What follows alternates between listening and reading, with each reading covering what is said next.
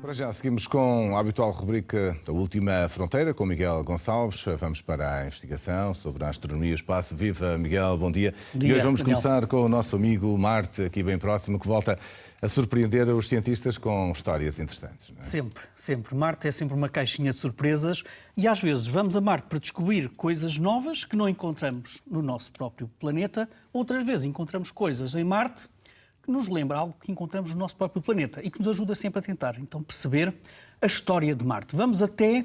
Olha, é o maior vulcão do Sistema Solar, é a maior montanha do Sistema Solar. Não está na Terra, está mesmo em Marte, estamos a falar do Monte Olimpo. Imagina tu, 25 km de altitude e tem uma área aproximada do tamanho da Polónia. Sim, é mesmo muito, muito grande. E, de facto, foi um vulcão muito ativo no passado. Neste momento, Marte não terá vulcanismo ativo. Isto são apenas projeções 3D baseado em dados reais que nós temos dos vários órbitas. E então, qual é a história agora à volta do Monte Olimpo? Bom, um conjunto de investigadores olhou a topografia deste Monte Olimpo em grande detalhe e percebeu que, mais ou menos ali por volta dos 6 km de altitude, Daniel, há ali escarpas, subitamente há escarpas gigantescas a partir dos 6 km de altitude do nosso Monte Olimpo. Ora, dizem estes investigadores que nós já vimos isto em algum lado. Onde? Na Terra. Nós temos também ilhas vulcânicas no nosso planeta Terra que são muito elevadas em termos de altitude, mas que de facto ali a uma certa altitude também encontra-se uma quebra, escarpas bem visíveis nestas ilhas vulcânicas da Terra. E esta investigação até se centrou em 3 ilhas vulcânicas e vais ver que uma delas é muito querida para nós. Então, a Ilha do Fogo, no Canadá, a Ilha do Havaí, nos Estados Unidos, e qual foi a outra ilha em que eles encontraram algo parecido com o Monte Olimpo? A Ilha do Pico, precisamente nos Açores.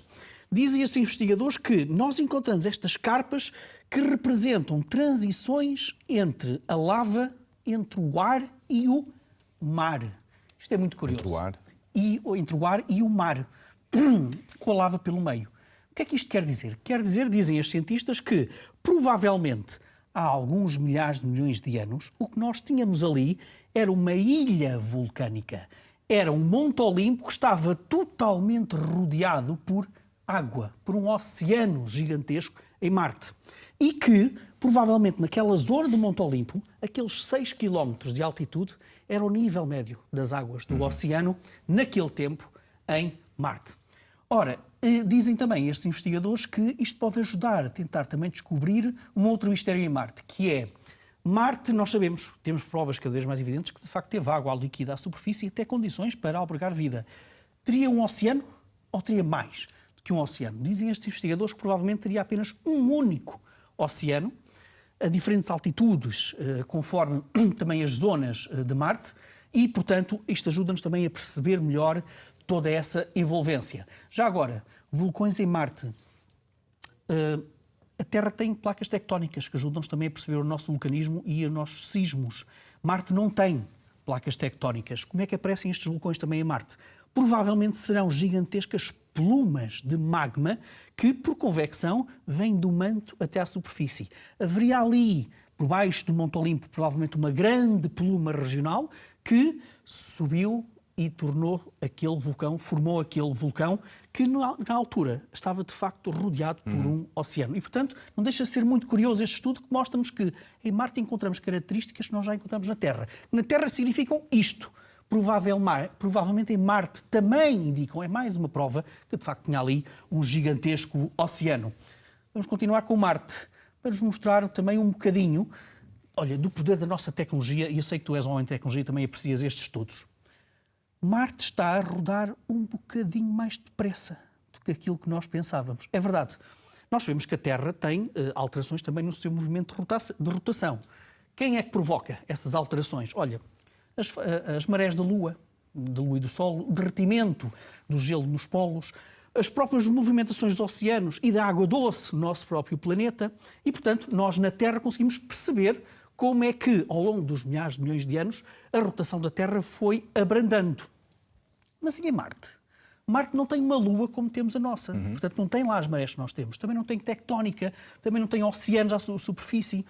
Por que razão é que agora os cientistas dizem que, de facto, está ali a rodar mais rapidamente? Ou seja, o seu dia é ligeiramente mais pequeno, porque roda um bocadinho mais depressa. E agora eu sei que estás louco para tentar perceber quão mais pequeno, qual é a alteração desta duração do dia. Olha, é apenas a fração de 1 milissegundo por ano. Isto mostra bem a capacidade tecnológica. É um instrumento que esteve a bordo da missão InSight, precisamente um instrumento que tenta perceber o interior do planeta Marte, que nos dá esta indicação. E o que é que eles nos dizem, então, para a causa desta alteração da rotação?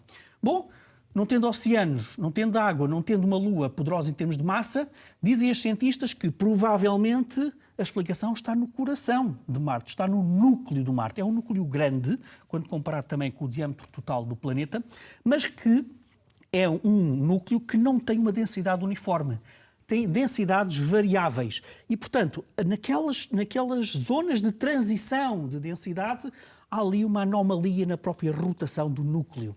E, portanto, dizem estes cientistas que isso é o suficiente para, num todo, ao longo do manto da crosta de Marte, poder alterar, repito, pela fração de milissegundo por ano, esta rotação de Marte. Portanto, não deixa de ser curioso também encontrarmos outras justificações para fenómenos que também conhecemos aqui no nosso próprio planeta. Falar em fenómenos, a força da gravidade também é assunto para falares hoje.